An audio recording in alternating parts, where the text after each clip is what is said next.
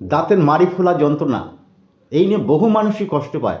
কিন্তু আমাদের ধারে কাছেই আছে এমন একটি গাছ যা কিন্তু মুহূর্তের মধ্যেই কিন্তু কমিয়ে দিতে পারে। কে সে? না আকন্দ গাছ। সে সাদা আকন্দ হোক আর আপনার বাদামি আকন্দ হোক, যে কোনো আকন্দ গাছের আঠা। যদি দেখছেন দাঁতের মাড়ি ফুলে গেছে, ওই আকন্দ গাছের পাতার একটু আঠা নেবেন, নিয়ে তুলোর সাহায্যে একটু লাগিয়ে দেবেন।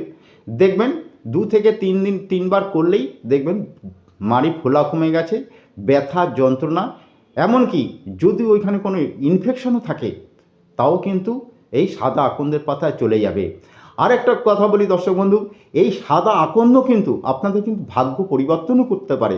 পুষ্যা নক্ষত্র দেখে নেবেন, পুষ্যা নক্ষত্র কবে পড়েছে, ওই পুষ্যা নক্ষত্রের দিন যদি সাদা আকন্দ মূল একটু তুলে সাদা সুতোয় সোমবার আপনারা যদি ধারণ করতে পারেন, আপনাদের কিন্তু ভাগ্য বদলাতে বাধ্য। বহু পরীক্ষিত জিনিস বলে দিলাম। নমস্কার।